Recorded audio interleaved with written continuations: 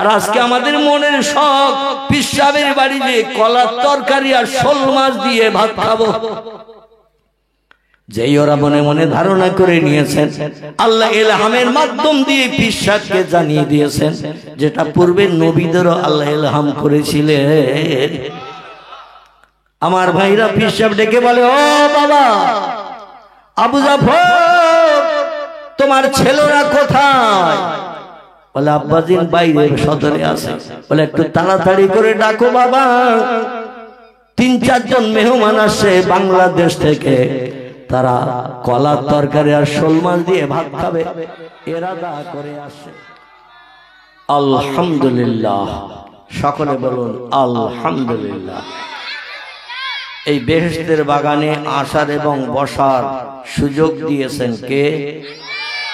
আর যারা পাপড়, পেজি, পুরুলিয়ার বাদাম ভাজা, ফুচকার দোকানের সামনে ঘুরে বেড়াচ্ছেন, ওদের ওখানে ঘোরার সুযোগ দিয়েছে কে?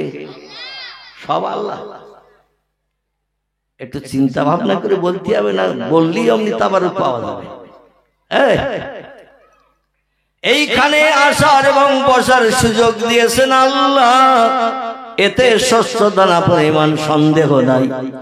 কিন্তু বাদাম ভাজা, পাপড়, পেঁজে, পুরুলিয়ার ফুচকার দোকানে সামনে ঘুরে বেড়ানোর সুযোগ দিয়েছেন কে? আলহামদুলিল্লাহ। মগজে তো মাল আছে দেখতেছি, একটু শুনে বুঝে বলবি তো। ওদের ওখানে বসার সুযোগ দিয়েছেন শুধু শয়তান না, ইবলিস শয়তান। কি শয়তান? লানাতুল্লাহি ইবলিসা। আল্লাহ বলছেন আমার অভিসম্পদ কিয়ামত পর্যন্ত তোর উপরে আমি নিক্ষেপ করলাম, তোর উপরে দান করলাম। আমার জান্নাত চিরজনমের জন্য তোর জন্য হারাম করে দিলাম। কোনদিন কোন ইবাদতের কারণে, আমলের কারণে আমার জান্নাত আর হালাল হবে না। জোরে বলুন সুবহানাল্লাহ। তবে শোন, আদম সফিউল্লাহর কপালে একটি আমি নূর দান করেছিলাম। কি দান করেছিলাম? আউয়ালু মা খালাকাল্লাহু নূরি। আল্লাহ বলছেন যখন আমি কোনো কিছুই বানাই নাই, পয়গম্বর মুহাম্মদ রাসূলুল্লাহ তত্ত্ব দিয়েছেন। যদিও কিছু বর্ণনাকারীরা বলেন এই তত্ত্বটি হলো জয়ীফ হাদিস, তবে ফুরফুরার পীর আবু বকর সিদ্দিক আল কুরাইশির ছোট সাহেবজাদা, যাকে বলা হতো বক্তা সম্রাট, এমন করে তামাম আলেম ওলামা বাংলার মানুষ যারে বলতো সুলতানুল ওয়াইজিন। আরবিতে সুলতান শব্দের বাংলা অর্থ হলো বাদশাহ, আর ওয়াইজিন শব্দের অর্থ হলো যারা ওয়াজ নসিহত করে। আমার ভাইরা, সারা বাংলাদেশের মানুষ, ত্রিপুরার মানুষ, যার নামের পাশে সার্টিফিকেট দিয়েছিল সুলতানুল ওয়াইজিন, ওয়াজ নসিহতের বাদশাহ, বক্তাদের বাদশাহ, তিনি কিন্তু মাদ্রাসায় পড়েননি, কোন হাই স্কুলে পড়েননি। দাদা হুজুর কেবলার কাছে, এই ছোট হুজুর কেবলা যুবক বয়সে, খুব ভালো করে শোনেন কথাটা, এসে গেছে তা একটু বলছি। দাদা হুজুর কেবলার কাছে যৌবন বয়সে, যুবক বয়সে ছোট হুজুর কেবলা এসে ফপিয়ে ফপিয়ে কাঁদে। কি করে? বাপের কাছে ছেলেরা কাঁদবে না তো আর কার কাছে কাঁদবে? অনেক সময় ছেলেরা আবদার মেটানোর জন্য ইচ্ছা করো মায়া কান্নাও কাঁদে। তবে ছোট হুজুর কেবলা মায়া কান্না কাঁদেননি, তিনি আসলেই কাঁদছেন একটা দুঃখ হৃদয়ে পেয়ে। কি পেয়ে? দুঃখ হৃদয়ে পেয়ে কাঁদছেন। পীর সাহেব কেবল আবু বকর সিদ্দিক আল কুরাইশি ডেকে বলছেন, বাবা জুলফিকার, তুমি কাঁদো কেন বাবা? ছোট হুজুর কেবলা বলেন, আব্বা, বড় ভাই আলেম, মেজো ভাই আলেম, সেজো ভাই আলেম, নরসেজো ভাই আলেম, সব ভাইরা আলেম এবং শিক্ষিত, উচ্চ শিক্ষিত। আমি তো লেখাপড়া কিছু জানি না। শিক্ষা অর্জনের কারণে দেশ বিদেশে তারা ঘুরে বেড়ায়, ওয়াজ নসিহত করে, সংসার ভালোভাবে চলে। ভাইরা যখন সংসারে পৃথক হয়ে যাবে, সংসার যখন বড় হবে, তখন তার একসঙ্গে বাড়ির বউরা তার হাঁড়ি চাগাতে চাইবে না। এখানে অবশ্য হাঁড়ি চাগায় 3 ভাই হলেও সংসার আলাদা হয় না। খিদিরপুরের মেয়েদের নামে আদৌ বদনাম দেব না, কারণ শুক্রবার এসে আমার খেতে হয় ওদের কাছে। ঠিক কি না? আর যদি আমি ওদের নামে বদনাম দিই তো শুক্রবার আর খেতে দেবে আমার, বলবে যেভাবে এসে ওইভাবে বাড়ি যেয়ে খাও। এ বলবেন না? বলবেন না? এই যে খিদিরপুরের মেয়েরা কোন ত্রুটি করলো আমার মুখে তাদের বিরুদ্ধে কোনো মন্তব্য শুনতে পাবে না, আমি শোনাবো না। এখানকার মেয়েরা 4 ভাই হলো সংসারে একসঙ্গে, এরা পৃথক হয় না। যত বড় হাঁড়ি হোক ভাত রান্না করে একাই নামায়, একাই পরিবেশন করে। বুঝান তোদের দিতে হবে না, আমি দিচ্ছি। এমন কিছু বউ আছে বেকাহাড়ের তৈরি, সবাই বেকাহাড়ের তৈরি, তবে কিছু নারীরা বেকাহাড় সোজা করে নিয়ে সংসারে চলে, আর কিছু নারীরা আছে বেকাহাড় আরো বেঁকিয়ে ধরে ধনুকের মতো। কিসের মতো? ধনুকের মতো। বলে আমি সব করব, আর ওনারা শুধু আলেকুলতায় খাবে, ওনারা শুধু আলোকলতাই খাবে, আর আমি সব খাটবো। চোখ থাকতো দেখে না। তুমি যদি আলাদা না হো, বাপের বাড়ি যাবো তার ফেরবো না। মেয়েদের হাতে কিন্তু বড় চাবি রয়েছে, এই চাবি যদি একবার মোড়া দেয় মাথা পাগল হয়ে যাবে ভাই। যাই হোক, ছোট হুজুর কেবলা বলেন, আব্বা আপনার সন্তান 5টি ছেলে। কটি? বড় হুজুর, মেজে হুজুর, ন হুজুর, সেজে হুজুর, ছোট হুজুর। নাম জানে তো সবাই? কথা বলে? যদি বলেন না তাহলে আমি বলি দিতে পারি, আর এ থেকে আমি নিয়ত করে বসে থাকলে তো আমি জানবো আপনারা জানেন, তাহলে আর ওটা বলার দরকার হবে না। কি এবার হুজুর বলে? বড় হুজুরের নাম আব্দুল হাই সিদ্দিকী, মেজে হুজুরের নাম আবু জাফর সিদ্দিকী, সেজি হুজুরের নাম আব্দুল কাদের সিদ্দিকী, ন হুজুরের নাম নাজমুস সাদাত সিদ্দিকী, ছোট হুজুরের নাম জুলফিকার আলী সিদ্দিকী। একবারে মুখস্থ হবে? এখন আর 2-4 বার বলতে হবে। তা যাকে অধিকার যাব না, যদি মুখস্থ না হয় পরে একদিন জিজ্ঞাসা করবে। এখন সব ভাইদের ভিতরে যিনি ছোট, এনার নাম হলো জুলফিকার আলী সিদ্দিকী। বলে আব্বা মা আমাকে কাছে কাছে রাখতেন, বাইরে ঘরে বেরোতে দিতেন না, যার কারণে লেখাপড়া শিখতে পারেনি, আলেম হতে পারেনি, কোরআন হাদিসের জ্ঞান অর্জন করতে পারেনি। এই জন্য সব ভাইদের দাওয়াত করে এলাকার মানুষ দিন শরীয়তের আলোচনা শোনার জন্য, আমল ভালো করার জন্য। আমার তো কেউ দাওয়াত করে না। আমার ভবিষ্যৎ জীবনে ভাইরা যখন আলাদা হয়ে যাবে, আমার সংসারটা কিভাবে চলবে? এটা অনেক ছেলে বলে না, বাপের কাছে বলে। ছোট হুজুর কেবলা এই তথ্যটা দিয়েছিলেন বাবার কাছে। ছোট হুজুর কেবলার অন্তরটা কেঁদে উঠলো। বলে বাবা সাদ্দাকতে ইয়া ইবনি, তুই সঠিক তথ্য দিয়েছিস, সঠিক প্রশ্ন করেছিস। ভাইদের সংসার যখন পৃথক হবে তখন ভাইরা তো সংসার চিন্তা করবে না, আর যদিও ভাই রক্তের বাঁধন সংসার চিন্তা করতে যায়, বউরা টেনে ধরবে। ঠিক বললাম না ভুল বললাম? যেই ভুল বলবো সঙ্গে সঙ্গে ধরিয়ে দেবে, চুপ করে থাকবে না। ভাইরা যদিও মায়া করে ভাইকে, মায়া করে ভাইপোকে, মায়া করে ভাইজিকে, একই রক্তের বাঁধন ভাইয়ের সঙ্গে, সেই ভাইয়ের বাচ্চা নিজের ছেলের আইসক্রিম দিলে ভাইয়ের বাচ্চা থাকলেও তারে দেওয়ার চেষ্টা করে। আর ওনার ওই যে বেকাহার বিশেষ মন্ত্রী, কি মন্ত্রী? বিশেষ মন্ত্রী, রাতের বেলা যখন স্বামী স্ত্রী শুয়ে পড়ে দেখবেন এক বালিশে মাথা দেয় কিংবা 2টো বালিশ গায়ে গায়ে লাগায়, আর বিছানায় শুয়ে পড়ে এমন কান কামড়ায়, পরের দিন সকালবেলা নিজের ছেলের আইসক্রিম দিল, ভাইয়ের বাচ্চাটার দিকে ফ্যাল ফ্যাল করে তাকায়, আর নিজের ঘরের দরজার দিকে লক্ষ্য করে খোকার মা দাঁড়িয়ে দেখছে কিনা। ঠিক বললাম না ভুল বললাম? খোকার মা যদি দাঁড়িয়ে দেখতে পায় সারা রাত তো সম্পর্ক ছুতো হয়ে যাবে, ধারে পাশে ঘিসতে দেবে না, গায়ে হাত দিতে দেবে না, কথাও পর্যন্ত বলবে না, মেজাজটা 33,000 ভোল্টের মতো হবে।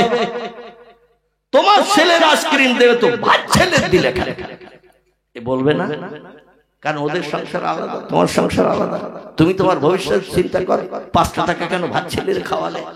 এখানকার মেয়েরা অবশ্য বলে টলে না, বরং এখানকার মেয়েরা ভালো, এরা বলে তোমার ভাত ছেলের একটা দাও, এ বলে। আল্লাহ নবী সোনার জবানিতে মুসলিম শরীফের হাদিসে তথ্য দিয়েছেন, লা ইউমিনু আহাদুকুম হাত্তা কুনা আহাব্বা লি আখিহি আও ক্বালা লিজারিহি মা ইউহিব্বু লিনাফসিহি রাওয়াহু মুসলিম। ইমাম মুসলিম বিন হাজ্জাজ রাহমাতুল্লাহ আলাইহি ওনার লিখিত কিতাব পবিত্র মুসলিম শরীফ তারই ভিতরে নকল করেছেন। সেই হাদিসটা আপনাদের কাছে উদ্ধৃতি দিই। নবী বলছেন, তোমাদের ভিতরে ওই লোকটি অত সময় পর্যন্ত পূর্ণ ঈমানদার কামেল মুমিন সাব্যস্ত হতে পারল না, আল্লাহর জান্নাত হালাল বানাতে পারল না, জাহান্নাম হারাম বানাতে পারল না। হাত্তা কুনা হাব্বালি আকিহে, যত সময় না ভালোবাসবে তার ভাইয়ের জন্য, আও ক্বালা লিজারিহি, কিংবা তার পাড়া প্রতিবেশীর জন্য। রক্তের সম্পর্ক নয়, তবে ঘরের পাশে ঘর। রক্তের সম্পর্ক নয়, তবে ঘরের পাশে ঘর, এরা পাড়া প্রতিবেশী হিসাবে বিবেচিত হয়। তুমি অত সময় পর্যন্ত কামেলে মুমিন ঈমানদার হতে পারলে না, আল্লাহর জান্নাত হালাল বানাতে পারলে না, জাহান্নাম হারাম বানাতে পারলে না, যত সময় না পর্যন্ত ভালোবাসবে তোমার ভাইয়ের জন্য, আও ক্বালা লিজারিহি, কিংবা পাড়া প্রতিবেশীর জন্য, মা ইউহিব্বু লিনাফসিহি, যেটা তোমার নিজের জন্য ভালোবাসো। জোরে বলুন একটু সুবহান। তুমি যদি ভালো মন্দ খাও, বাড়ির পাশের মানুষ পাড়া প্রতিবেশী দুপুরবেলা তার উনানে হাঁড়ি উঠেছে কিনা খবর নাও। তুমি শীতকালের সময় ভালো কম্বল গায়ে দিয়ে বিশ্রাম নাও, বাড়ির পাশের মানুষদের একটা গামছা আছে কিনা খোঁজ নাও। আর শীত তোমারও যেমন গায়ে লাগে, ওদেরও গায়ে তেমন লাগে না, কম লাগে? কথা বলেন। ওদের গাও তেমন লাগে, কিন্তু তাদের কম্বল নাই। আমার ভাইরা, তাদের বাড়িতে লেপ নাই, এই জন্য সেরা ছোট গামছা চাদর এটা ওটা নিয়ে বুকে হাত বেঁধে ওরা দিন কাটায়, রাত কাটায়। রাসূল বলছেন, তুমি মুমিন নও, নিজের জন্য যেটা ভালোবাসবে তোমার ভাইয়ের জন্য, পাড়া প্রতিবেশীর জন্য, সেটা তোমাকে ভালোবাসতে হবে। তাহলে তুমি হলে ঈমানদার, জান্নাতি। জোরে বলুন একটু সুবহান। সেই পয়গম্বর মুহাম্মদ রাসূলুল্লাহ সাল্লাল্লাহু আলাইহি ওয়াসাল্লামের জীবন আদর্শ ওয়াজ নসিহত করতে যে এই হাদিসটা ছোট হুজুর কেবলা অধিকাংশ জলসায় বলতে, কিন্তু বিষয়টা কি? দাদু হুজুর কেবলার বুকে একটু ব্যথা লাগলো। আমার ছোট ছেলে যে তথ্য দিয়েছেন, তথ্যটা বাস্তব। ওর মা খুব বাইরে বার হতে দিত না, স্কুলে যেতে দিত না, কখন ক্ষতি কাছরাত হয়, কখন বিপদে পড়ে। পর্দা পৃষ্ঠার ভিতরে মেয়েরা থাকে, বাইরে পার হয় না, কোথাও যায় না। এবং ছেলের গাইড করবে কে, এই চিন্তা ভাবনা করে ছোট হুজুর কেবলা লেখাপড়া শিখতে পারে নাই। তাই বাবার কাছে বলছে, আমার আব্বা ও আবু বকর সিদ্দিক আল কুরাইশি ভাইরা আলেম ওলামা হয়েছে, হাফেজ হয়েছে, কারি হয়েছে, এই জন্য বিভিন্ন লোক দাওয়াত করে, ওয়াজ নসিহত শোনায়, কিছু নজরানা দেয়, তোহফা দেয়, গিফট দেয়, তা নিয়ে আমার সব ভাইরা ভালোভাবে সংসার চালায়। আমার ভবিষ্যতের উপায় কি হবে? ছোট কেবলার মনটা নরম হয়ে গেল, বিবেকটাই এমন করে ঘা লেগে গেল। বলে, বাবা এদিকে আয়, এ জুলফিকার এদিকে আয়। ছোট হুজুর কেবলা বাপের ডাকে কাছাকাছি যেই চলে গেছে, আর মাথায় হাত দিয়ে বিড়বিড় করে কি পড়লেন আল্লাহই জানেন। বিড়বিড় করে পড়ে মাথায় হাত বুলিয়ে তিনবার একটু মাথায় ফু দিয়ে দিয়ে বললেন, যা বাবা, তোর ভাইদের বাড়িতে দাওয়াতের লোক যত না আসে, আমি দোয়া করে দিলাম তোর বাড়িতে পালকি আসা কোনোদিন মিস হবে না। জোরে বলা যাবে না? নারায়ে তাকবীর। আর সেই পীর সাহেবের নামে আমাদের দেশের কিছু, কথা বলো না, সেই পীর সাহেবের নামে আমাদের দেশের কিছু মানুষ বদনাম গায়। এ গায় না? আমাদের দেশের এলাকার কিছু মানুষ বলে বদনাম গায়, বলে ছোট কেবল একটা পীর ছিল নাকি, আলেম ছিল নাকি, নাউজুবিল্লাহ। এইরকম বিভিন্ন ধরনের মন্তব্য করে থাকে। যিনি একটু মাথায় হাত ঘষে হাত বুলিয়ে ফু দিয়ে দিয়ে বলেন, যা বাবা, আমি দোয়া করে দিলাম তোর বাবা, তোর ভাইদের বাড়িতে দাওয়াতের লোক যত না আসবে, তোর বাড়িতে কোনোদিন পালকি আসা মিস হবে না। কারণ সেই যুগে গাড়ি ঘোড়া টোড়া ছিল না, ট্রেন ছিল না, বাড়ি থেকে পালকি করে করে জলসাওয়ালারা নিয়ে যেত। জোরে বলুন সুবহান। বসিরাটের আল্লামা রুহুল আমিন রাহমাতুল্লাহ আলাইহি আমাদের পার্শ্ববর্তী গ্রাম মমিনপুর, কি নাম বললাম? মমিনপুর শীতলিয়া, নাম শুনেছেন তো? অনেক আবার যে দেখেও এসেছেন। ও জাহিদ তো যাবে, কারণ ও তো ওর কাজই তো পাড়ায় পাড়ায় ঘোরা, ঠিক কি না? ওর ব্যবসাটাই পাড়ায় পাড়ায় ঘোরা, এই জন্য ও তো যাবে, কিন্তু আরো অনেকে হয়তো যায় না। তো আল্লামা হুজুরকে দাওয়াত করতো মমিনপুরের মানুষ, শীতলিয়ার মানুষ, বয়রাগাছির মানুষ, আমার ভাইরা দক্ষিণ দেবীপুরের মানুষ হুজুরকে বাড়ি থেকে পালকিত করে নিয়ে চলে যেত। জোরে বলুন একটু সুবহানাল্লাহ। তো পালকিত করে যারা হেঁটে হেঁটে নিয়ে যায়, এদের একটু শর্ট রাস্তা পেলে ভালো হয়, কারণ হেঁটে যেতে হবে, রাস্তা ঘুরে আসতে গেলে অনেক পথ হাঁটতে হবে। শর্ট রাস্তা দিয়ে গেলে তাড়াতাড়ি গন্তব্যস্থানে পৌঁছানো যাবে, এই জন্য শর্ট রাস্তা ধরতো পালকিওয়ালারা। বসিরহাট ভাবলা রেল স্টেশন দেখেছেন? ভাবলা রেল স্টেশন, ওই রেল স্টেশনের পশ্চিম মাথা থেকে মাঠের ভিতর দিয়ে একটা রাস্তা, যে আমাদের আস্তানা নেওয়া আস্তানা, যেখানে আল্লাহর একজন অলি ব্যক্তি কবরস্থ আছে, শাহ সুফি রমজান আলী রহমাতুল্লাহ আলাইহি। কি নাম বললাম? শাহ সুফি রমজান আলী রহমাতুল্লাহ আলাইহি। তার কবরের পাশ দিয়ে আমাদের মেন রোডে, দিঘির ধারের মেন রোডে ট্রেন গেট দিয়ে যে রাস্তাটা দিঘির ধারে চলে গেছে, ওই রাস্তায় যে মিশে গেছে। তো আমার ভাইরা পালকিওয়ালারা বসিরহাট হুজুরকে বাড়ি থেকে কাঁধে করে পালকিতে করে নিয়ে ভাবলা স্টেশনের উপর দিয়ে, বাগাটির উপর দিয়ে, চৌমাথা হয়ে বাগাটি, বাগাটি হয়ে ভাবলা রেল স্টেশনের পশ্চিম মাথা দিয়ে মাঠপাড়ার উপর দিয়ে চলে যাচ্ছে। নেওরা রোড ধরবে, অনেক পথ কম হবে, এই চিন্তা ভাবনা আসছে।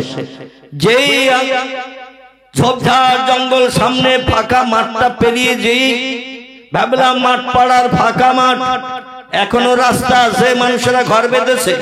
আমার ছোটবেলায় একটাও ঘর ছিল না, শুধু ফাঁকা রাস্তা ছিল।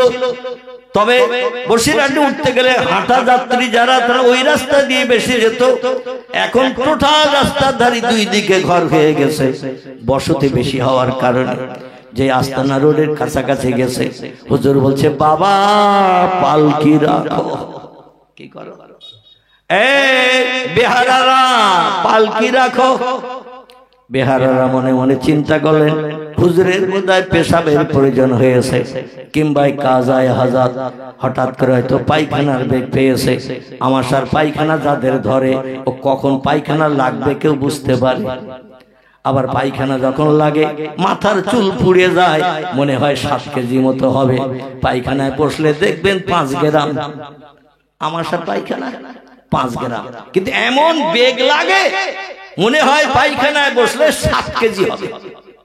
বেহারারা চিন্তা ভাবনা করলেন, নিশ্চয়ই হুজুরের পেশাব হয়তো লেগেছে, কিংবা পায়খানার বেগ পেয়েছে, কিংবা কোনো জিনিস কি পালকি থেকে নিচে পড়ে গেল নাকি। আমাদের পালকি রাখতে কেন বললো? যেই বেহারারা পালকি কাঁধের থেকে নামিয়ে জমিনে রেখে দিয়েছেন মাঠপাড়া রাস্তার উপরে, হুজুর সঙ্গে সঙ্গে পালকি থেকে নেমে যে জুতো দোকান হাতে করে নিয়ে বলছে, বাবা আমার পিছনে পিছনে এসো, যখন দরকার হবে পালকিতে আবার উঠবো। এই আল্লামা রুহুল আমিন রাহমাতুল্লাহ আলাইহি মুরাকাবা মুশাহাদার সবক মস্ক করে, রাত জেগে জেগে তাহাজ্জুদের নামাজ পড়ে, ইশরাকের নামাজ পড়ে, চাশতের নামাজ পড়ে, আওবিনের নামাজ পড়ে, চোখ এমন পরিষ্কার করে নিয়েছিলেন যে চোখটাকে আরবি ভাষায় বলা হয় ইলমে লাদুন্নির চোখ, যে চোখটাকে বলা হয় বাংলা ভাষায় অন্তরের চোখ। আল্লাহ পাক এটা আল্লামা হুজুরকে দান করেছিলেন, এবং অন্তরের কানও দান করেছিলেন।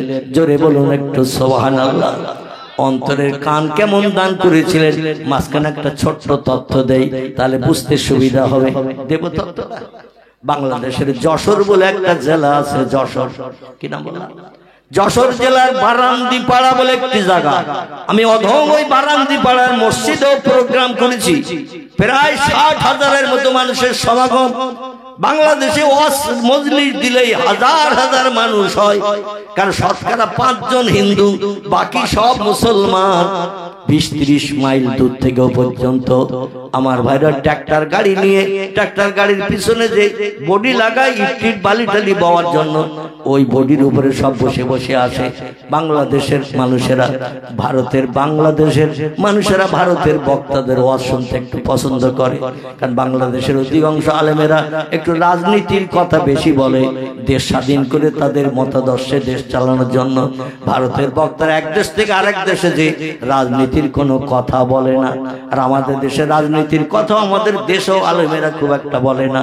বাংলাদেশের বক্তাদের বক্তৃতার ভিতরে শতকরা 75% বক্তব্য থাকবে রাজনীতির বক্তব্য।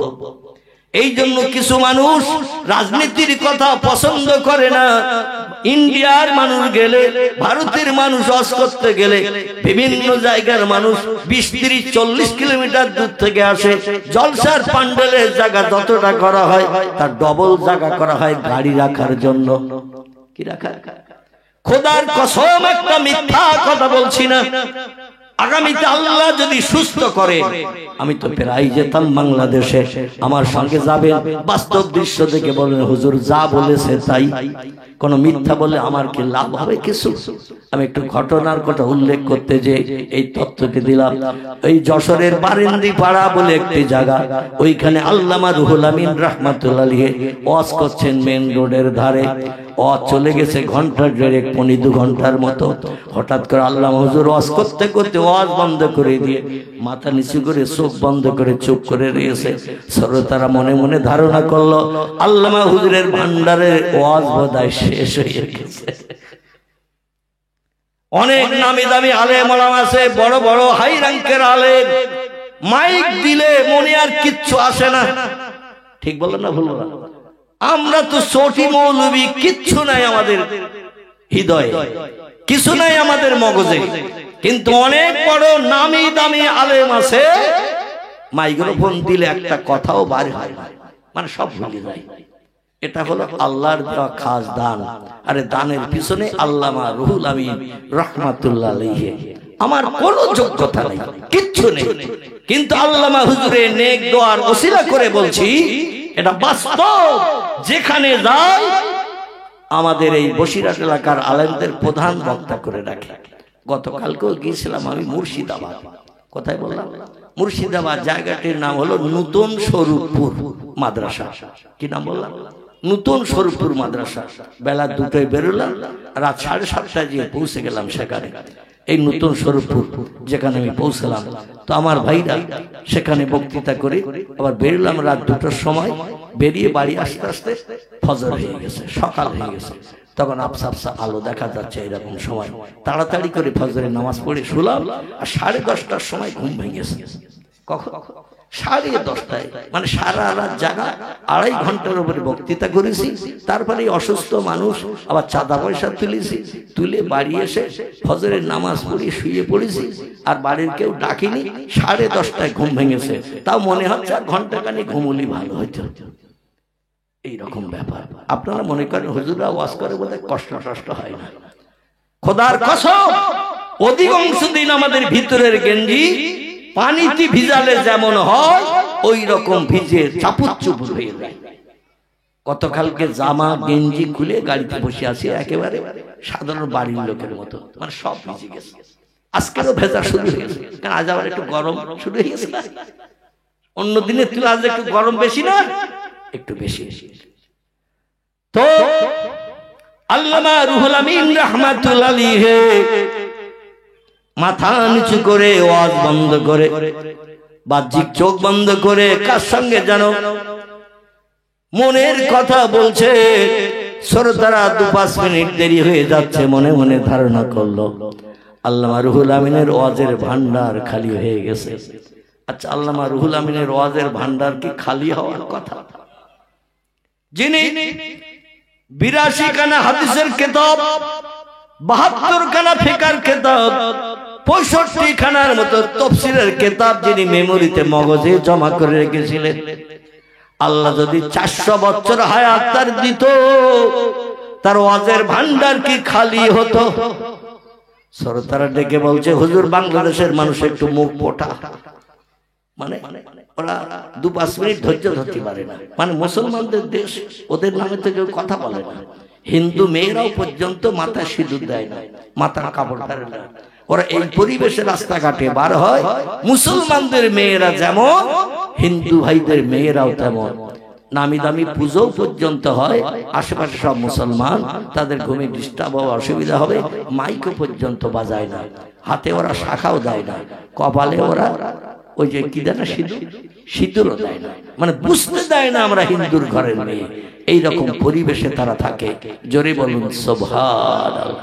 আর আমাদের মেয়েরা রাস্তায় যখন বার হয়, মুসলমানের মেয়ে বলে চেনা বড় দুষ্কর, বরং জ্যোৎস্না, চম্পা, ঝর্ণা, নাইস, বিউটি, এইরকম ইংরেজি মার্কার নাম নিয়ে রাস্তায় বেরোয়। পোশাক পরিচ্ছদ দেখলেও তাই চেনা যায় হিন্দুর ঘরে, ব্যানার্জির ঘরে, দাসের ঘরে, এমন করে অন্য অন্য ঘরের মেয়েরা যাচ্ছে। মানে মুসলমান বলে চিনবেন এমন চেনার কোনো কায়দা নাই। আল্লামা হুজুরকে ডেকে বলে, হুজুর আর ওয়াজ আপনার মনে নাই? ওরা একটু মুখ পটু, মনের ভিতরে যেটা গায় সঙ্গে সঙ্গে বলে দেয়। আল্লামা হুজুর বলছেন, লা ইয়া আখি, ওয়াজ আমার ভান্ডারে আল্লাহ কম বেশি যথেষ্ট জ্ঞান দান করেছে। আমি কলকাতা আলিয়া মাদ্রাসায় জমাতে উলা পর্যন্ত 6 বছর ফার্স্ট ক্লাস ফার্স্ট হয়েছি, গোল্ড মেডেল, সোনার পদক ইংরেজ সরকারের কাছ থেকে প্রাপ্ত হয়েছি। কার কাছ থেকে? তখন ইংরেজ সরকার ছিল। কলকাতা আলিয়া মাদ্রাসা 6 বার গোল্ড মেডেল, সোনার পদক ইংরেজ সরকারের কাছ থেকে ছিনিয়ে নিয়েছি। আমার ক্লাস ফ্রেন্ড আরো যত ভাইরা ছিল, কারো বাবার ক্ষমতা হয়নি আমার সঙ্গে পাল্লা দিয়ে আমার উপরে 1 নম্বর পাওয়া, আমার উপরে 1 নম্বর বেশি পাওয়া, এটা কারোর নসিবে জোটেনি। তাই সোনার পদক, মেডেল আমার বাড়ি 6টা। কটা? 6টা। আমি যখন 1983-84 সালে মাদ্রাসা আলিয়াতে পড়েছি, একটা তত্ত্ব শুনলে খুশি হয়ে যাবে।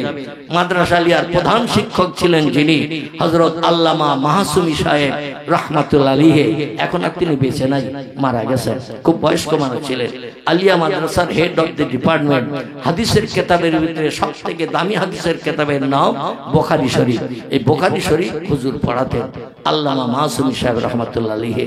তো একদিন ওনার বাড়িতে গেছি ভাই, একটু ওনার সঙ্গে সাক্ষাৎ করতে, দেখা করতে। তো দেখলাম মাথার দিকে, ডান পাশে, বাম পাশে সব শোকেসে কিতাব ভরা, পাত দিকটা খালি, কোনো শোকেস নাই। তো বললাম, হুজুর এত কিতাব পত্র এই শোকেসের ভিতরে এত সাজিয়ে না রেখে, এই পাত দিকে এদিক তো পুরো খালি দেখছি, ওয়াল দেওয়ালের গায়ে, এদিক দূরে একটা শোকেস দিয়ে এত গায়ে গায়ে ঠেসে কিতাব না রাখে এই শোকেসে কিছু দেয়া যেত। বলে, বাবা ওদিকে পাত দিক না বাবা, কোরআন হাদিস শরীয়তের ফতোয়ার কিতাব, মাসলা মাসালের কিতাব পাত দিকে রাখবো, আল্লাহ অসন্তুষ্ট আমার মগজ থেকে এলে উঠিয়ে দিবে। জোরে বলুন একটু নাউজুবিল্লাহ। নাউজুবিল্লাহ বলে এই পাত দিকে কিতাব রাখা যায়? আর আমরা কিতাবের উপর দিয়ে জুতো পাই দিয়েও হেঁটে যাই।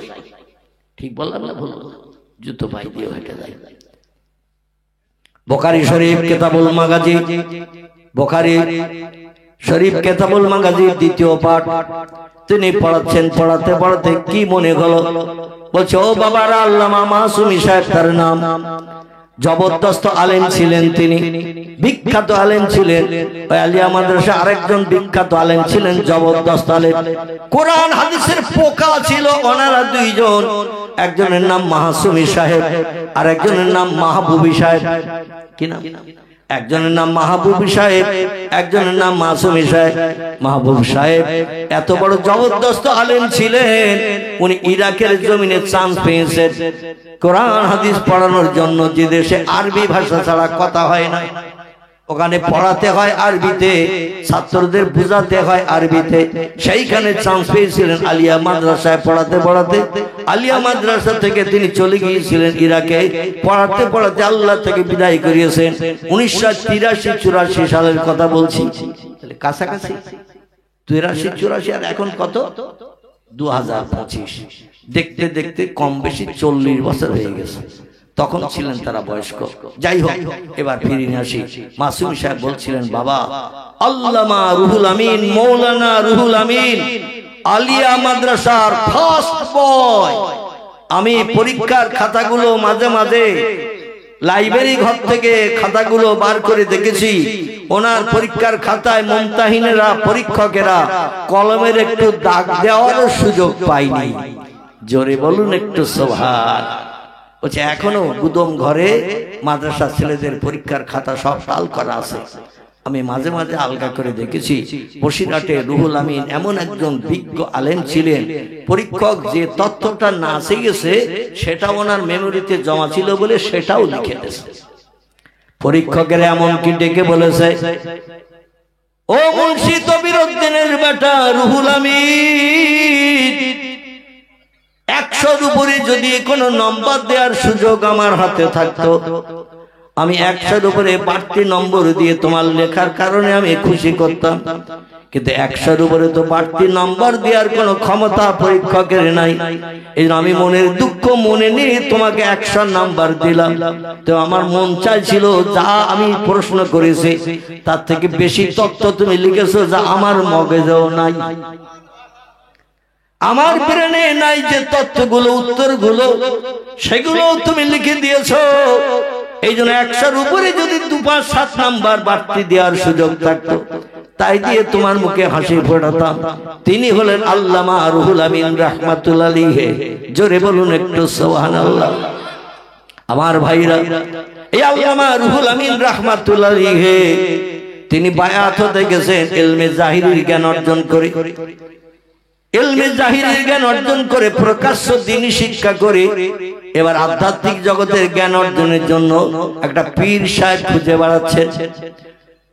মুফতি সালমানি রাহমাতুল্লাহ আলাইহি হুগলি জেলার ফুরফুরা জমিনে একজন পীর ছিল সে যুগে।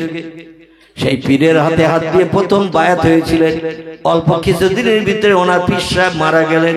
বলে পীর তো চলে গেল, মাল মশলা তেমন আধ্যাত্মিক জগতের কিছু পেলাম না, আবার তোমার পীর ধরতে হবে, কোথায় যাই কোন জায়গায় যাই। বসিরহাট এলাকার মানুষের কাছে শুনলেন বর্তমানে বহু মানুষ আরেকজন পীর সাহেব আছে ফুরফুরার জমিনে, তার নাম হলো আবু বকর সিদ্দিক আল কুরাইশি। ওনার কাছে যাচ্ছেন বায়াত হয়ে ইলমে লাদুনির জ্ঞান অর্জন করতে, মারফতি জ্ঞান অর্জন করতে, আধ্যাত্মিক জগতের জ্ঞান অর্জন করতে ওনার কাছে যাচ্ছেন। আল্লামা হুজুর বললেন যার পীর নাই সে হলো শয়তানের ভাই। কার ভাই? যার পীর নাই, অভিভাবক নাই, সে হলো শয়তানের ভাই। মেয়েদের অভিভাবককে আল্লাহ মরে গেছে নাকি? মেয়েদের অভিভাবককে আলহামদুলিল্লাহ। এত সুন্দর তথ্য জানা সত্ত্বেও চুপ করে বসে আছে না, আমার চিন্তা করতে হচ্ছে। মেয়েদের অভিভাবক হলো স্বামী। আর রিজালু কাওয়ামুনা আলান নিসা। আল্লাহ বলছে ও দুনিয়ার মেয়েরা, তোমাদের অভিভাবক হিসাবে আমি একজন ব্যক্তিকে পৃথিবীতে বানিয়েছি, তার নাম হলো তোমার বিবাহিত স্বামী। জোরে বলুন সুবহানাল্লাহ। মেয়েদের অভিভাবক যেমন স্বামী, স্বামীর উপরে হুকুম জারি করবে না, স্বামীর কথার অমান্যতা করবে না, স্বামী যেটা বলবে হাসি মুখে মেনে নেবে। মুখের মুস্কি হাসি পাড়ার মিন্টু পিন্টু লালটু বল্টু এদের কাছে না দেখিয়ে তোমার স্বামীরে দেখাও। তোমার মুখের মুস্কি হাসি, কপালের টিপ, ঠোঁটের ঠোঁট পালিশ, চোখের আই পালিশ লাগিয়ে স্বামীরে যদি তুমি খুশি করো, আর তোমার স্বামী সৌন্দর্য দেখে যদি একবার মুস্কি হাসি হাসে, তোমার জন্য আল্লাহ জান্নাত হালাল বানিয়ে দেবে। আমাদের মেয়েরা কোনদিন স্বামীরে সৌন্দর্য দেখাতে চায় না। স্বামী যখন বাড়ি থাকে ছেঁড়া কাপড় কোনটা ওইটা পরে থাকে, যেটা ময়লা কাপড় সেলাই করা সেইটা পরে থাকে। আর মামাতো ভাই যখন আসে, খালাতো ভাই আসে, বাপের বাড়ি থাকবে যে বন্ধুর সঙ্গে একটু টেলিফোনে কথাবার্তা হতো, সে যদি একবার আসে বাক্সের ডালা খুলবে না, খুলবে না, বলে একটু বাইরে বস, আমি তাড়াতাড়ি ড্রেস করে আসি। একেবারে সব থেকে দামি কাপড়টা পরে সাজগোজ করে, কপালে টিপ দিয়ে, চোখে আই পালিশ দিয়ে, ঠোঁটের ঠোঁট পালিশ দিয়ে, হাতে অন্তত 23টা করে চুড়ি দুই হাতে ঝপঝপ করে ভরিয়ে ও বন্ধুর কাছে এসেছে, বলে আমারে কেমন দেখাচ্ছে বল। বলছে বিয়ের আগে যেমন দেখতাম তার থেকেও তো ভালো দেখছে। জোরে বলুন একটু নাউজুবিল্লাহ। বিয়ের আগে আমি যেমন দেখেছিলাম গ্রামে, তো শ্বশুর বাড়ি এসে দেখছি তার থেকে অনেক গুণে তুই পাল্টে গেছিস। দেখে মনে হচ্ছে তোর এখনো বিয়ে হয়, বাচ্চা হয়েছে 3টে। কটা? আচ্ছা এই কথা না বললে ও আর আসতে বলবে কি? পাড়ার মেয়ে ও আর আসতে বলবে বন্ধু আবার আসিস?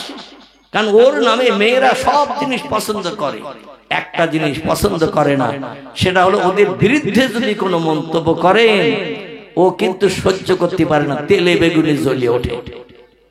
ওর বিরুদ্ধে যদি কোনো মন্তব্য করে তেলে বেগুনে জ্বলে ওঠে। আমার ভাইরা,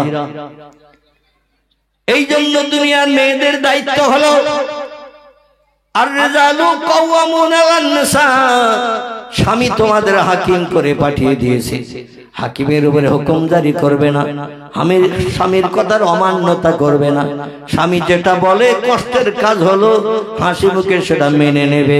জোরে বলুন একটু সুবহানাল্লাহ। খিদিরপুরের মেয়েরা তার থেকে আরো ভালো, এদের নামে কোনো বদনাম দেব না। আমার ভাইরা, সংসার জীবনে যারা সুখী হয়, আল্লাহর জান্নাত এই পৃথিবীর জমিনে তাদের ঘরে নেমে যায়। আর যাদের কুটকাট স্বামী স্ত্রী এক জায়গায় হলেই চলে, ইবলিস শয়তান গাছের ডালে বসে বসে ঠ্যাং নাচাতে থাকে। ইবলিস শয়তান গাছের ডালে বসে ঠ্যাং নাচায়।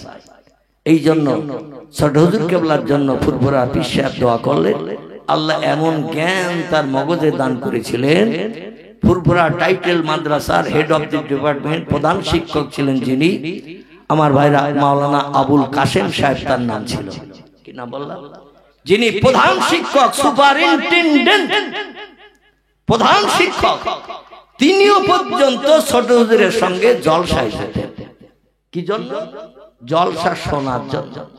যিনি কোরআন হাদিসের বিজ্ঞ পণ্ডিত, ছাত্রদের কোরআনের শিক্ষা দেন, বুখারী শরীফ মুসলিম শরীফের শিক্ষা দেন, অগাধ পাণ্ডিত্য আল্লাহ যার মেমোরিতে দিয়েছেন, টাইটেল মাদ্রাসার প্রধান শিক্ষকের মর্যাদা পালন করে দীর্ঘদিন দায়িত্ব পালন করেছেন। এই লোকটা একটা মূর্খ লোকের সঙ্গে ওয়াজ শুনতে যেত। জোরে বলুন একটু সুবহানাল্লাহ। আসলে ছোট হুজুর মূর্খ ছিল না, ওই বাবার দোয়ার কারণে আল্লাহ তার মগজ এমন সাফ করে দিয়েছিলেন। যখন অনর্গল হাদিসগুলো বলতেন, কোন আয়াত পড়ে মানে বলতেন, কাসেম সাহেব আর নজরে হুজুরের দিকে তাকিয়ে তাকিয়ে দেখতো আমাদের মগজে যে জ্ঞান নাই, আল্লাহ সেই জ্ঞান মূর্খ মানুষের মগজে কেমন দান করেছেন। তাজ্জব হয়ে যেতেন মাঝে মাঝে, এমন তত্ত্ব তিনি প্রকাশ্য ঘোষণা করেছেন। জোরে বলুন একটু সুবহানাল্লাহ। আল্লামা রুহুল আমিন রাহমাতুল্লাহ আলাইহি, তিনি দ্বিতীয় পীর ধরার জন্য, যার পীর নাই সে হলো শয়তানের ভাই। এই জন্য পীর ধরতে হবে, আল্লাহ মানুষের সংস্পর্শে যেতে হবে, আমল পরিবর্তন হবে, চরিত্র পরিবর্তন হবে। এই জন্য তিনি লোকমুখে শুনলেন আবু বকর সিদ্দিকী বলে ওই ফুরফুরা শরীফে আর একজন পীর আছে, পূর্বে যার হাতে হাত দিয়েছিলেন গোলাম সালমানি তার নাম। কি নাম বললাম? গোলাম সালমানি তার নাম ছিল। তিনি ইন্তেকাল করেছেন, মারা গেছেন।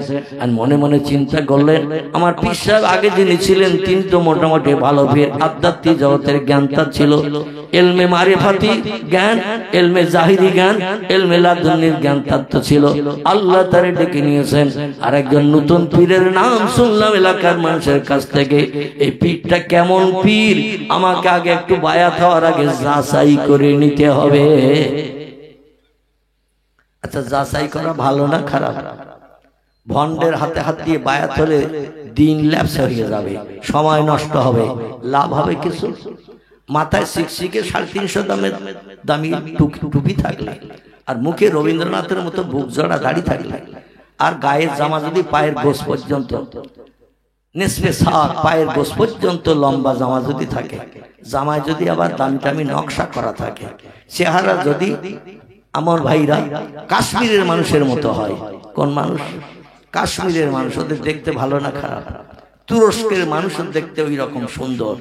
মেয়েদের যেন এক শ্বাস থেকে বাড়ি করা হয়েছে। যারা হজ পাক করতে গেছেন আমার কথা একমত হতে পারবে। তারই তো ওয়াজ মাথায় উঠেছে। এত বক্তার পিছনে তারা কালেকশন করে, আমি একটু ওয়াজ করতিস তো করি নাকি?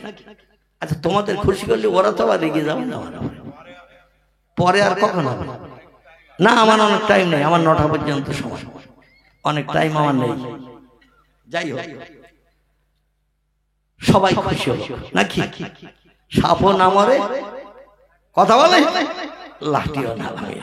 এইরকম একটা চিন্তা মৌলবীদের করতে হবে। তো সংক্ষেপ করে বলি যাতে কর্তৃপক্ষরাও খুশি হয়, আবার আপনারাও একটু খুশি হন। আমি একটু তাড়াতাড়ি করে বলবো আগের মতো, না এই যেরকম আস্তে আস্তে বলছি এরকম বলবো। আমি আগে কিন্তু খুব সুইট ওয়াজ করতাম, ক্যাসেট শুনবেন পূর্ণ ক্যাসেট। মানে আমার লেহান জবান, আমি নিজের গর্বের কথা বলছি না, এত পরিষ্কার আল্লাহ করে দিয়েছিলেন, আমি সুইট ওয়াজ করতাম। অনেক মানুষ এমন বলেছে 1.5 ঘন্টার ওয়াজ আপনি 1 ঘন্টা কেন আরো 45 মিনিটে করে ফেলেন, কিন্তু কোনো জড়তা নেই, জড়াই না, যেন একেবারে অটোমেটিক হেফজ কোরআনের মতো চালাচ্ছেন। আমি বললাম আল্লাহর অনুদান, তবে এখন আর সেই সুস্থতা স্বস্তি নাই। এজন্য একটু আমি সুইফট কম করে দিয়ে একটু আস্তে আস্তে কথা বলি। আর আস্তে আস্তে বললেও মানুষদের শুনতে বুঝতে সুবিধা হয়। সব মানুষ তোড়ে কথা বললে বুঝতে পারে না। তো যাই হোক, আমি যেটা বলছিলাম, আল্লামা হুজুর চিন্তা ভাবনা করলেন আমি আবার নতুন পীরের হাতে হাত দিয়ে বায়াত হব। কিরাম পীর, কিরাম মাল মশলা তার ভিতরে আসা আমার একটু যাচাই করে হাত দিতে হবে। কারণ আমি 6 বার সোনার পদক পেয়েছি কলকাতা মাদ্রাসা এলিয়া থেকে। যে কোনো এক ভণ্ড পীরের হাতে হাত দিয়ে সময় নষ্ট করা যাবে? তো বসিরহাট থেকে তিনি মার্টিন ট্রেনে করে চলে গেলেন কলকাতা বেলগেসিয়া। কি নাম বললাম? মার্টিন ট্রেনের স্টপেজ, লাস্ট স্টপেজ ছিল বেলগাছিয়া। এখন ট্রেনের লাস্ট স্টপেজ কোথায়? আলহামদুলিল্লাহ, এরা কথা বললে তো আমার খুব আনন্দ হয়, কিছু দিতে সুবিধা হয়। এখন লাস্ট স্টপেজ হলো শিয়ালদা, আর দূরপাল্লার ট্রেন গুলো এসে দাঁড়ায় কোথায়? আলহামদুলিল্লাহ, দূরপাল্লার ট্রেন গুলো হাওড়ায় এসে থামে। 1.5 দিন 2 দিন 3 দিন ট্রেনে বসে থাকতে হয়। 2,500-3 হাজার কিলোমিটার রাস্তা, ওই রকম 100-100 কিলোমিটার বেগে চলে। 8-10টা স্টপেজের পরে একটা জায়গায় যে স্টপেজ দেয়, ঠিক কিনা? এখন উনি কলকাতা বেলগাছিয়ায় নামলেন, ওখান থেকে আবার ট্রেন পাল্টিয়ে অন্য ট্রেন ধরলেন, যে ট্রেনটা যাবে হুগলি জেলার শিয়াখালা। কি নাম? হুগলি জেলার শিয়াখালা। হাসনাবাদ থেকে ট্রেন যাবে বেলগাছিয়া, ওখানে ট্রেনের ইন্ডিয়া স্টপেজ শেষ, আর যাবে না। আবার হুগলি জেলার ট্রেন চাপতে হবে, হাওড়া জেলার আলাদা ট্রেন চাপতে হবে। এতটা সরু পাটি, বগি থাকতো মাত্র 3টা। কটা? 3টে বগি থাকতো। খুব দৌড়িয়ে যদি চলন্ত ট্রেনে ওঠেন উঠতে পারবেন। আবার চলন্ত ট্রেন থেকে যদি আপনার দৌড়ানো হ্যাবিট থাকে, অভ্যাস থাকে, চলন্ত ট্রেন থেকে নেমে একটু দৌড়িয়ে যাবেন, কোনো অসুবিধা হবে না। আচ্ছা, এখনকার ট্রেন থেকে যদি ওই চিন্তা নেন, বিবি বিধবা স্ত্রী এটি হবে না? হবে না, সবাই এটি হয়ে যাবে। তো শিয়াখলায় যে নেমেছেন নতুন ট্রেন পাল্টিয়ে, শিয়াখলায় নেমে ওখান থেকে ফুলপুরা শরীফের দূরত্ব 5.5 মতান্তরে 6 কিলোমিটার রাস্তা। কতটা বললাম?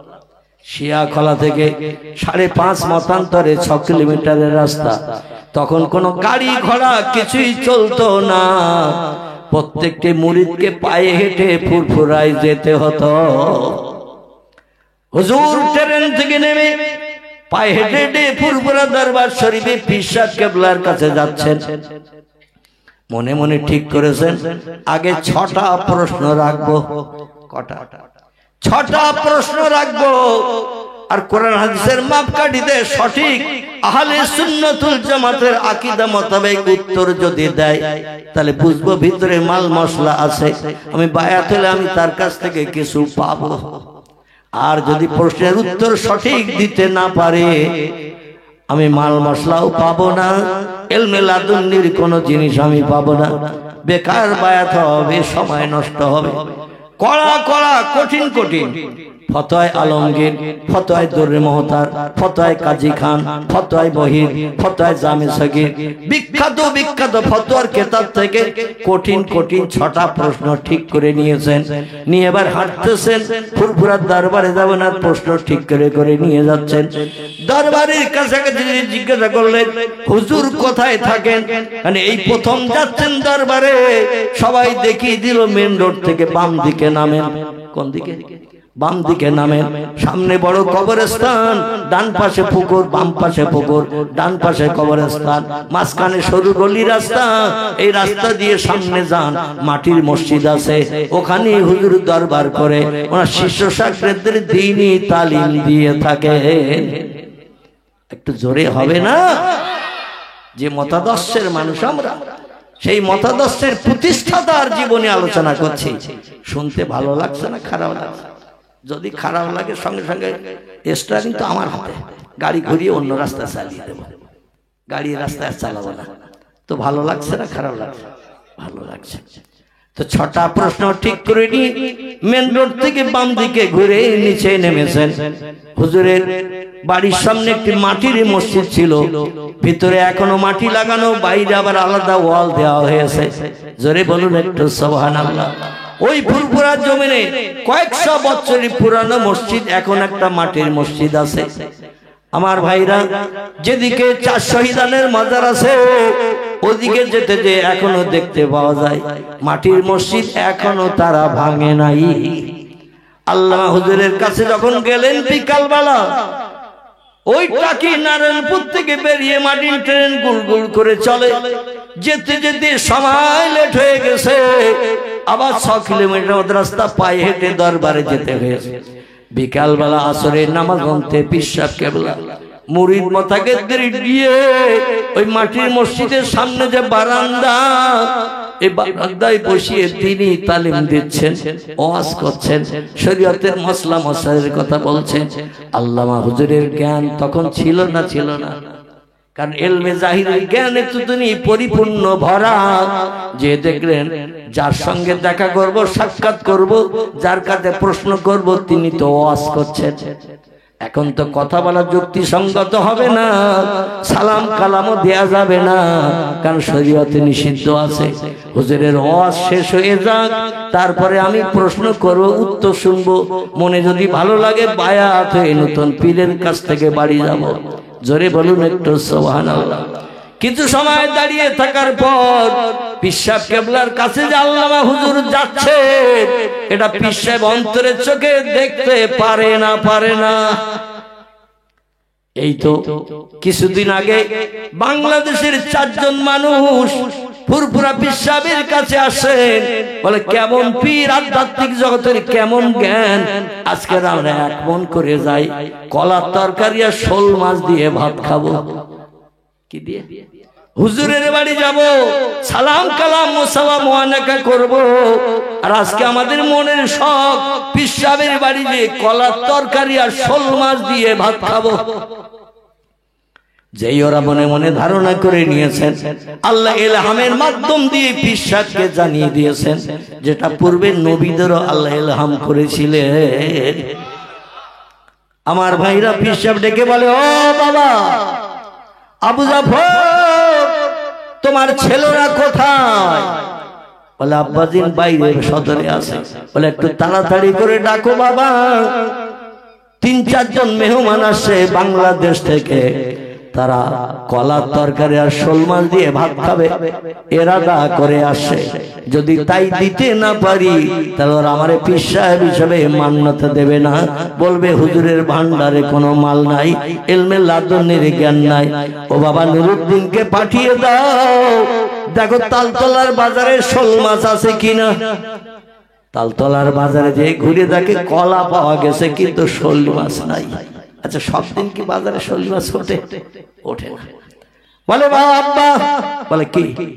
বলে ছেলেরা গিয়েছিল তালতলার বাজারে, শোল মাছ পাইনি।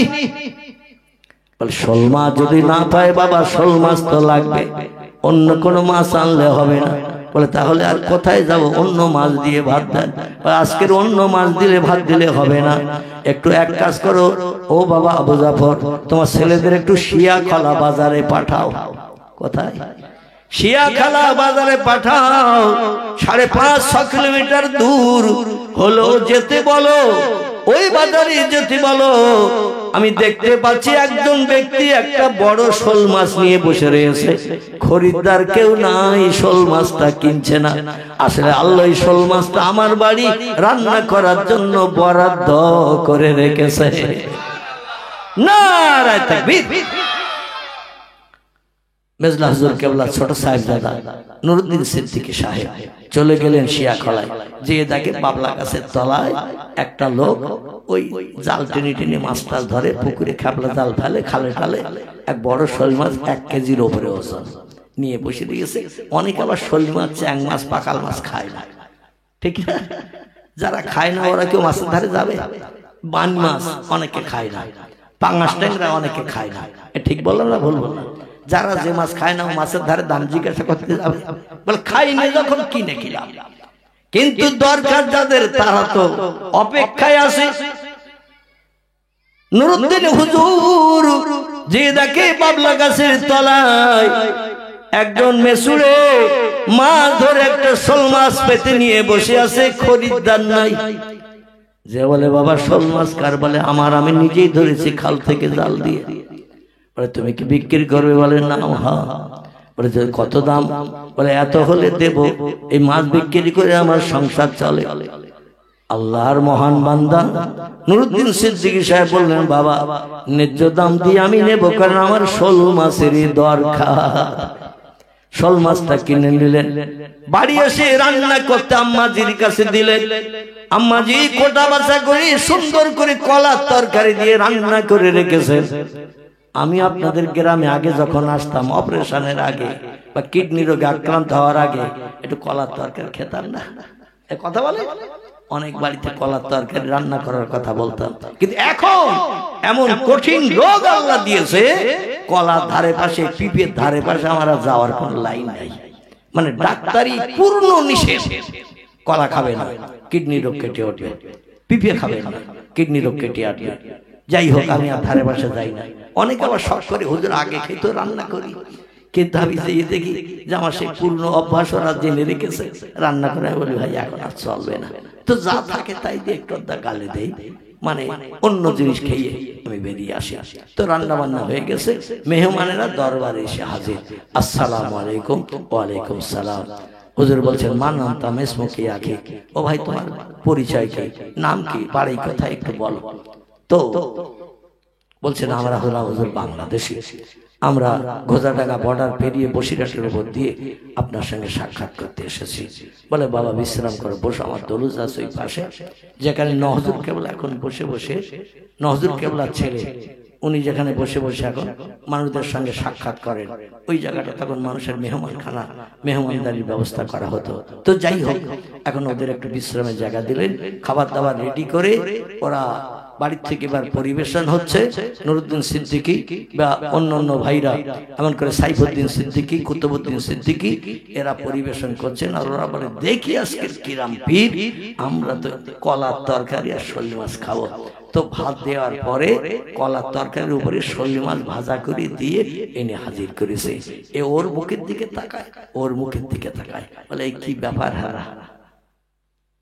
তখন কিন্তু মোবাইল মেশিন হয়নি, টেলিফোন হয়নি, ওয়্যারলেস হয়নি, রেডিও, ভিডিও, ভিসিআর, টেলিভিশন কিছুই তৈরি হয়নি। সেই সময়কার কথা যে কেউ টেলিফোন করে হুজুরের বলি দেবে এরকম ব্যবস্থা ছিল না। দুনিয়ার মানুষ যেখানে টেলিফোন পাঠাতে না পারে সেখানে খবর পাঠাতে পারেন কে? আল্লাহু আকবার। আল্লাহ জানিয়ে দিলেন আমার প্রেমিক বান্দা তুমি অপমান হলে আমি অপমান হব, এই জন্য তোমার ইলহামের মাধ্যম দিয়ে জানিয়ে দিলাম মেহমানদের কলার তরকারি শোল মাছ খাওয়া। ওরা এই দৃশ্য দেখে খাওয়ার পরপরই হাত ধুয়ে বলছে হুজুর বায়াত করে দিন। জোরে বলুন একটু সুবহানাল্লাহ। আল্লামা রুহুল আমিন রাহমাতুল্লাহ আলাইহি মজলিসের পাশে চুপ করে দাঁড়িয়ে আছেন। মজলিস শেষ হয়ে যাক, কাছের কাছে যে সালাম কালাম করব, তারপর আমি 6টা প্রশ্নের প্রতি উত্তর জানতে চাইব। পিসাব কেবলা তাড়াতাড়ি করে মজলিস শেষ করে দিলেন, কারণ বসিরহাটের জমিন থেকে একজন ব্যক্তি এসেছে, যুবক মানুষ, বেশি দেরি হলে আবার অখুশি হবে, আমার নামে হয়তো বিভিন্ন মন্তব্য করবে। আল্লাহ ওয়ালারা অ্যাডভান্স আগাম জানতে পারেন না জানতে পারে। তাড়াতাড়ি মজলিস ভেঙে দিয়ে বসলেন, ও মুন্সি তবিরউদ্দিনের বেটা রুহুল আমিন, এবার বাবা আমার কাছে এসো। আল্লাহ হুজুর চমকে গেলেন। জীবনের প্রথম, আমার বাবার নাম মুন্সি তবিরউদ্দিন, গ্রামের নাম টাকি নারায়ণপুর। কে বলে দিল ফুরফুরার দাদা হুজুর পীর কেবলাকে? কে বলে দিল আমার নাম রুহুল আমিন? আমি তো এই জীবনের প্রথম আসলাম। আবার মুন্সি তবিরউদ্দিনের বেটা আমি, সেটাও বলে দিলেন। টাকি নারায়ণপুরে বাড়ি, সেটাও বলে দিলেন। হুজুর তখন মনে মনে চিন্তা করছেন প্রশ্ন ছটার করব না, পীর সাহেব ডেকে বলছেন, বাবা আল্লাহর বান্দারে তুমি যাচাই করতে এসেছো বাবা। ও বাবা, শিয়া খোলায় মাটির ট্রেন থেকে নেমে পায়ে হেঁটে হেঁটে যখন মাটির রাস্তায় ধুলার উপর দিয়ে আসছিল,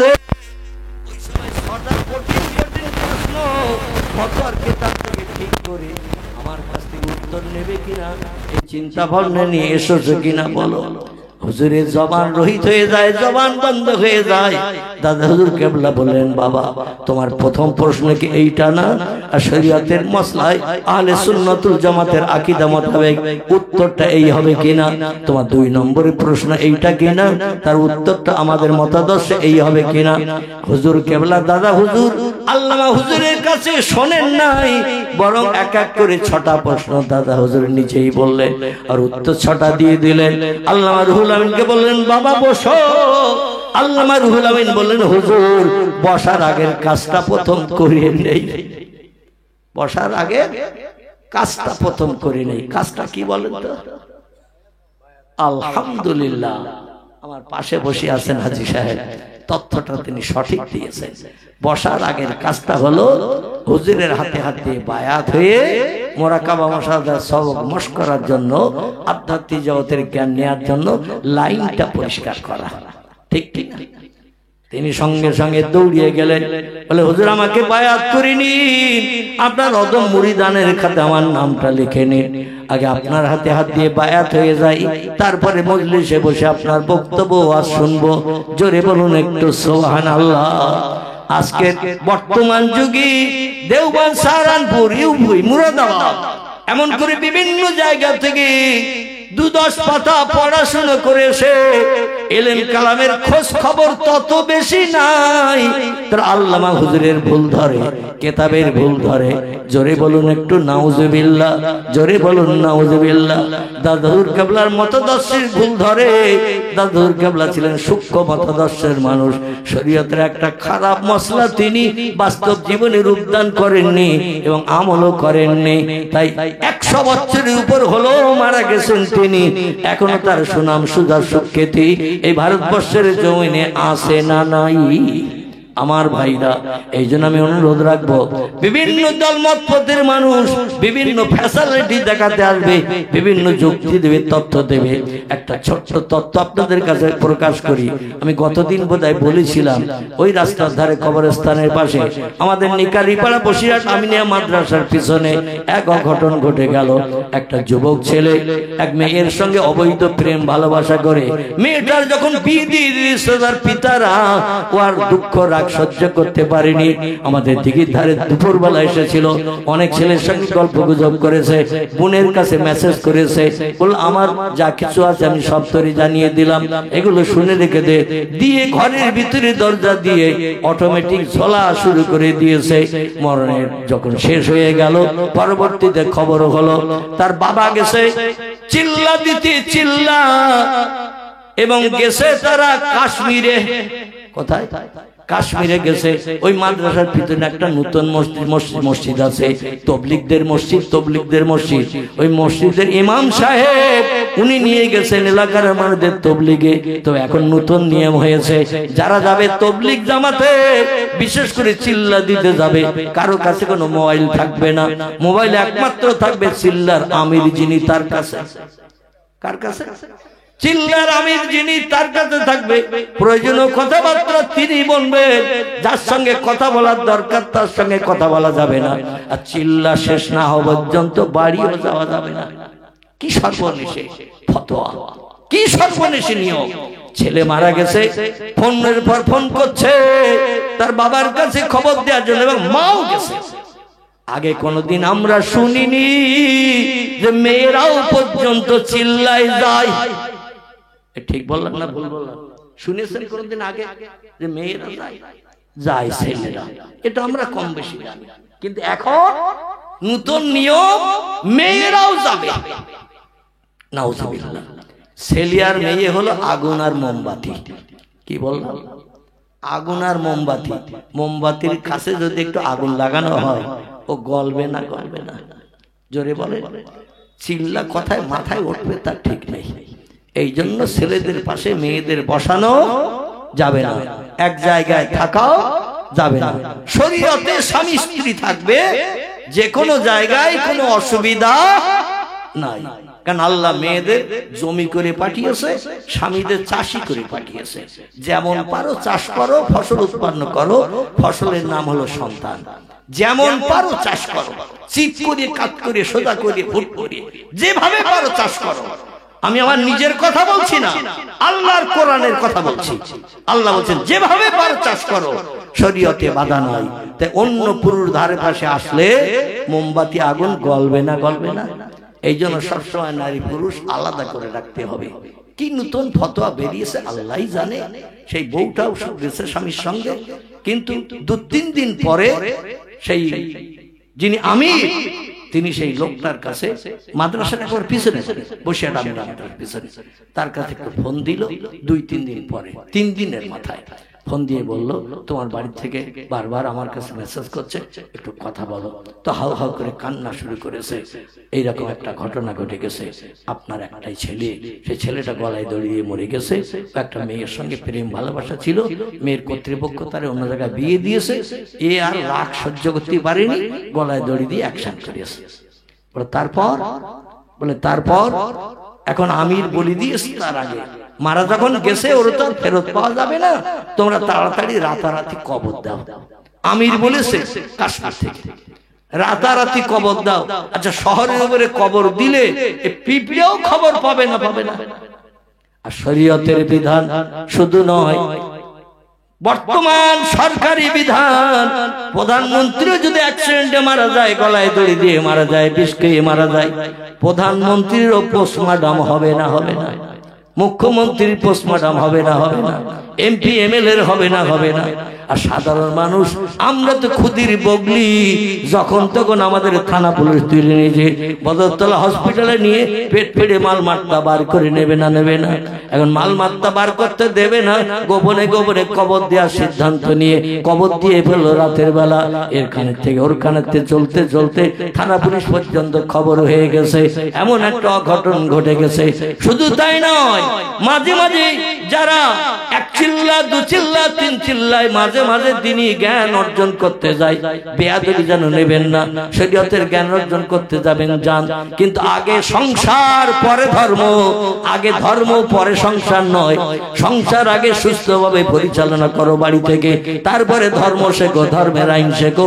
এটাই হলো শরীয়তের বিধান। আগে কিন্তু ধর্ম নয়, আগে হলো সংসার, তারপরে ধর্ম। আর মানুষদের আল্লাহ সংসারের মাধ্যম দিয়ে ধর্ম করতে বলেছেন। এজন্য ফেরেশতাদের 1000 বছরের ইবাদতের থেকে মানুষের 1 ওয়াক্ত নামাজের দাম বেশি। নারায়ে তাকবীর। মাঝে মধ্যে বউ বাচ্চা রেখে 3 চিল্লা মানে 340 কত 120 দিনের জন্য ট্যুর করেছে। আবার অনেকে এরকম তথ্য দেয়, এই 3 চিল্লায় গেলে 120 দিন গেলে একটা হজ করার সওয়াব পাওয়া যায়। জোরে বলুন একটু নাউজুবিল্লাহ। আমি তো এমন কেতাবে এমন তথ্য দেখিনি। কেন চিল্লা তৈরি হয়ে গেছে হানি পড়িয়ে। নবীজি মুহাম্মদ রাসূলুল্লাহ জামানা থেকে শত শত বছর পর সাহাবারাও এমন তথ্য দেয়নি, তাবিরা এমন তথ্য দেয়নি, তাবিরা তথ্য দেয়নি। হঠাৎ করে 60-70-80 বছর আগে বেরিয়েছে এই নিয়ম নীতি। আর এতে কি করে ফতোয়া তারা দিল যে 3 চিল্লায় গেলেই আমার হজের সওয়াব নসিবে ছুটে যাবে। কাবা শরীফ তওয়াফ না করলে, আরাফাতের মাঠে হজের নামাজ না পড়লে, মিনা ময়দানে যে পাথর জমরায় না মারলে ওর হজের সওয়াব হবে? কথা বলে। হজের সওয়াব পেতে গেলে কিছু কাজ আছে, বাস্তব কাজ। যেমন হাজী সাহেব ছিলেন, তিনি যে বাস্তব কাজ করে এসেছিলেন। এই জন্য আমরা তারা হাজী সাহেব বলবো না, বলবো না, বলবো। কিন্তু কেউ কোন দেশে, কোন শহরে, কোন জায়গায় যেয়ে 120 দিন থেকে বাড়ি আসলেই তারা হাজী বলবো? নাউজুবিল্লাহ মিন জালিক। যাই হোক, এমন কিছু মানুষ বিবি বাচ্চা রেখে চলে যাচ্ছে 120 দিনের ট্যুর করে, ওদিকে বাড়িতে আর অভিভাবক কেউ নাই। মাঝে মধ্যে মেয়েরা হাবিস, ছেলেরাও হাবিস। এই হচ্ছে না, হচ্ছে না। বাড়ি এসে শুনতেছে মেয়ে নেই, কোথায় গেছে বলে হাইজাক হয়ে উড়ে গেছে। ছেলে নেই, কোথায় গেছে বলে অমুকের মেয়ে নেই, দীঘায় চলে গেছে। নাউজুবিল্লাহ। অভিভাবক বাড়ি নাই, সুযোগ পেয়ে সদ্ব্যবহার। এই জন্য বাড়ির কর্তব্য কর্তৃত্ব দায়িত্ব পালন করে তারপরে ধর্ম করতে হবে, এটাই আল্লাহর কাছে বেশি প্রিয়। জোরে বলুন সুবহানাল্লাহ। আমার ভাইরা, দেখতে দেখতে রাত 9টা বেজেছে। পরের বক্তা মহিবুল্লাহ হোসাইনি পীরনগর, তিনি এসেছেন 9টায় উঠবেন, আমি কম বেশি জানি। এই জন্য আমি 5টা মিনিট আরো বাড়তি সময় নেব। 9টা এখনো বাজেনি, 2-3 মিনিট সম্ভবত আমার ঘড়িতে বাকি, আপনাদের 1-2 মিনিট কম বেশি হতে পারে। কোন ঘটনা আবার হবে? আমি তো রোজ এসতেছি না, আর বলবো না, আবার অন্যদিন মনে করে দেবে, সেদিন বলবো। আমি 2-5 মিনিটের জন্য অধম গুনাহগার ভিক্ষুক সেজে এই মসজিদের উন্নতি কল্পের জন্য আপনাদের কাছে একটু হাত পাতবো। নিশ্চয়ই আমি জানি বাৎসরিক সালে সব মসজিদের জন্য হয়, এই জন্য আপনারা অবশ্যই পকেট খালি করে নিয়ে আসেন নাই। সবাই পকেটে কিছু নিয়ে এসেছেন, এটা আমার দৃঢ় বিশ্বাস। এই জন্য একটু উঠে আসবেন। অধম গুনাহগার আল্লাহ আবার 4 চক্ষের মিলন করার সুযোগ দিয়েছেন। আল্লাহ পাক অধমকে মর্যাদা দিয়েছেন 2টি।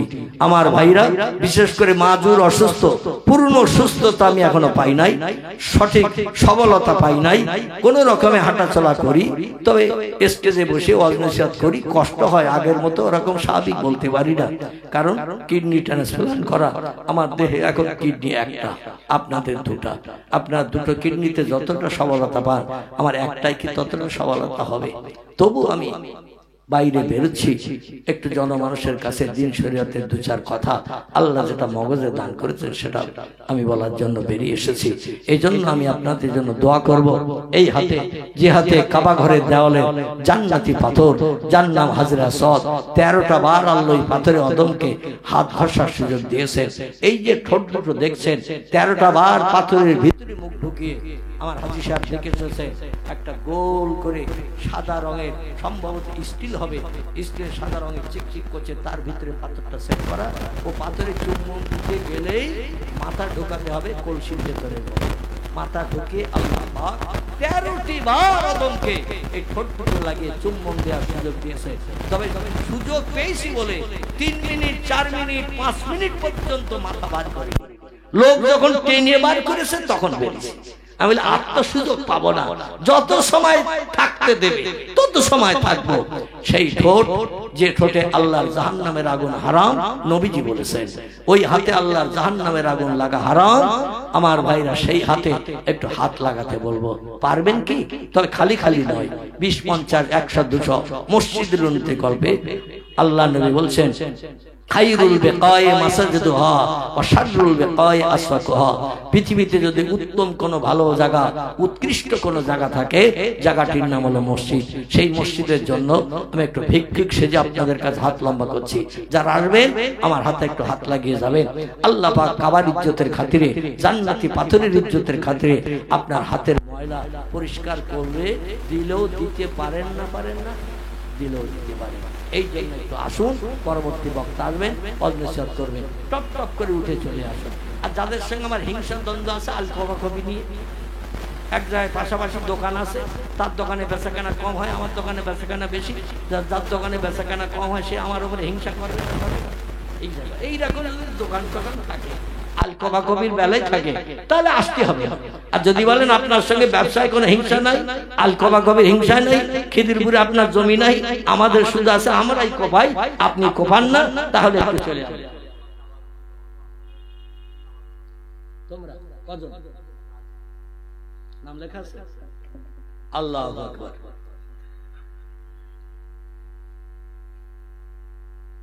আমার ভাইরা, কয়েকটা ছেলে 27, 28, 29, তারপরে আর নাম আছে এ সাইডে কজন? 2 জন, মোট 31 জন ছেলে।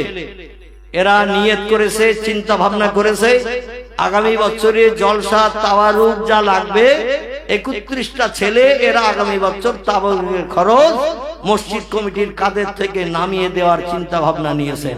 আপনারা শুনে খুশি হলেন না খুশি হলেন? যদি খুশি হন একটু আওয়াজ দেন তো দেখি। নারায়ে তাকবীর, নারায়ে তাকবীর।